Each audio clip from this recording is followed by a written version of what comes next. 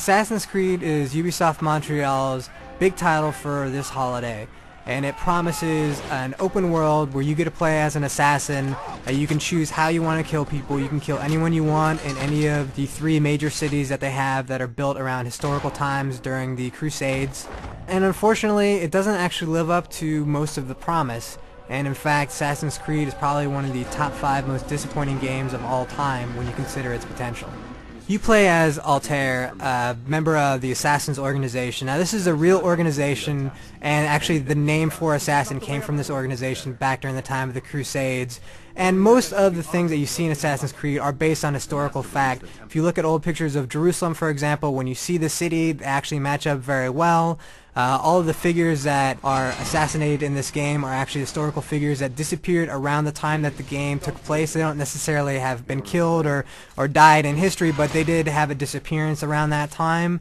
So it links up very well, and it definitely has a very rich history to it, and fairly accurate in terms of the historical perspective. And that was something that the team really wanted to focus on. But when you get past all the historical accuracy stuff, you really have to get a game that's good. And that's one of the failures of Assassin's Creed. Now, you can actually climb up any surface that you want. You can run around these big giant cities, and that's a lot of fun. You're actually climbing on the architecture. So when you're trying to climb up a building, you're going to see like a little jewel or something like that, an ornament that's sticking out of a wall. That's something that you can grab onto and keep pulling yourself up. So you actually have to act almost like a mountain climber or rock climber trying to get up to some of the higher points. And then when you get up to these points, which it is a lot of fun to climb, you'll get this view of the entire city, and it's really breathtaking. Unfortunately, then you have to actually go and play the game, and that's where things start to fall apart. Now, in each of these cities, you're going to have different assassination targets. And the assassination targets are these 9 famous people from the Crusades. Now, before you can assassinate a guy, you're going to have to study up on them, which makes sense. You're going to be an assassin. You've got to learn where guards are going to be positioned, the best time and place to assassinate a target. And to do this, you're going to have to go on some really menial quests. The quests are pretty much always the same in every city and for all 9 of the assassination targets. You're going to pickpocket people, you're going to interrogate people, which is just you basically beating the crap out of them with your fists. And then the worst of all is when you have to eavesdrop on people, which eavesdropping means you sit on a bench, you target the person with a trigger, and you just press a button to listen to what they're going to say. That's it. That's your whole skill, is just sitting on a bench and listening to what they're going to say.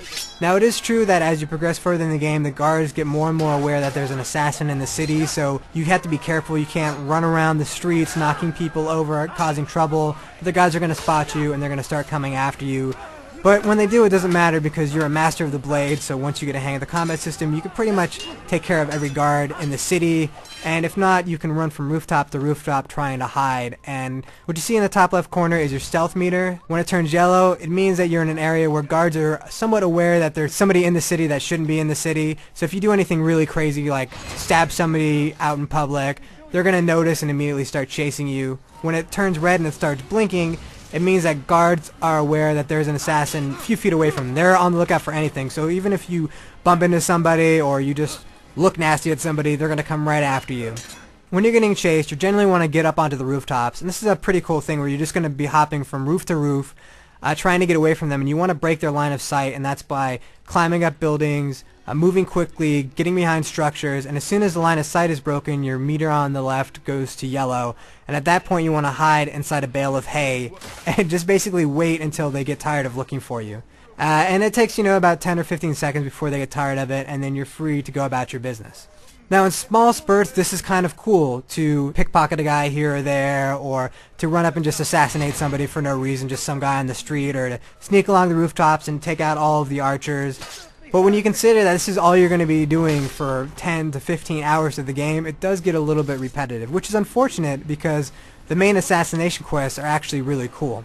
Though Ubisoft is selling this as a game where you can choose how you want to kill somebody, that's not really how it plays out.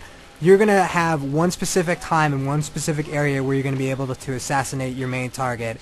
And generally you have 2 options, either to run straight in there and fight everybody, or to sneak around the side and try to get a self-assassination and then run away back to the bureau where you're kind of have your own safety net. And that's where you get your missions, and that's also where you complete your missions. The controls for Assassin's Creed are really inventive. you basically use the face buttons as different parts of your body. So you're kind of acting as a puppeteer, and they even describe this in the game as you being a puppeteer. So one button is going to activate your head, which is to look at specific items. Then you have two buttons, one for each hand. One will be your weapon hand, another one is for your offhand. These are also used when you're trying to climb. And then you're going to use one button for your legs, and you're basically just going to hold this down to run, to jump, and all of these things that you can do are modified by holding down one of the triggers, so that when you're not holding down the trigger, you're kind of in casual mode. This is when you're going to do things that a normal citizen might do, and when you hold down the trigger, you're going to go to an extreme mode, this is when you're jumping from roof to roof. This is when you're climbing buildings. This is when you're basically leaping at guards to stab them in the throat, which looks very cool, but maybe isn't the most practical thing to do in the middle of a crowd. So the controls do take a little bit of time to get used to, but once you get a hang of them, they're actually really fun. It's really simple. In a lot of ways, it feels sort of like a simplified version of maybe what Prince of Persia Next Gen might be, especially when you're jumping around from rooftop to rooftop. Assassin's Creed's biggest issue is really its story. We don't want to spoil anything, but you do play as two characters in Assassin's Creed. We won't tell you who the other character is outside of Altair, but you basically switch between these two characters between every assassination. And the second character you play as, the whole storyline involved in that is awful. It has no purpose whatsoever of being involved in the story. In fact, the big twist of the game is revealed in the first 5 minutes, so imagine if you were watching The Sixth Sense and 5 minutes into the movie they told you that Bruce Willis was dead. Kind of make the rest of the movie seem stupid, and that's what happens in Assassin's Creed. And every time that you're in this other personality, it's just a pain. And unfortunately, while the big cities are really cool and climbing around is a lot of fun, all that potential is wasted on going back to very old game conventions of completing simple, almost mindless quests. And there's just a lot of minutia in Assassin's Creed that didn't need to be there. So unfortunately, the game that was going to revolutionize the industry is actually a game that falls a little bit flat on its face.